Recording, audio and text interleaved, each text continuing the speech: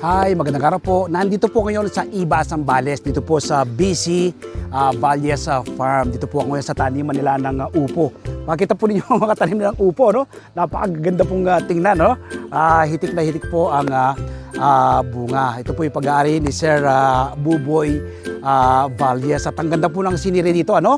Mula po din sa aking kinalagan na to, sa paligid ay napakagandang mountain. Tingnan po natin yung kanilang mga tanim na upo.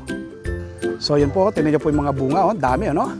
Hitik na hitik ang bunga ng kanilang mga tanim na upo. Meron din po silang tanim dito, mga ampalaya, patola, no? Hitik na hitik din po sa bunga. Ayan, oh. So ito po, na-harvestan na sila ng nasa 400 kilos, no? Na bunga ng upo. Yan, ang gaganda.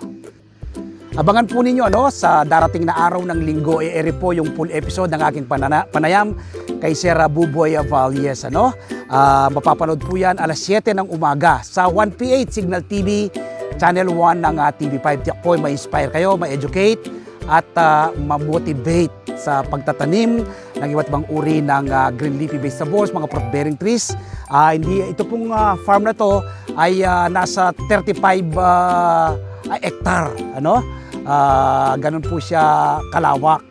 Meron din po siyang mga livestock dito, mga paitlugan na manok, no? Tapos ito pong mga green leafy vegetables, pangkain lang po ng mga tauhan ni Sir Buboy. Mahigit 100 po yung kanyang mga tauhan dito, at yung sobra po sa kanilang pagkain ay pinamimigay po sa mga bisita na dumadalaw po dito sa farm, tapos sa mga sa mga residente po na malapit po dito sa kanilang lugar. Dito po ito sa Iba, Zambales. So muli, ang imbitasyon po ng iyong lingkod, ano?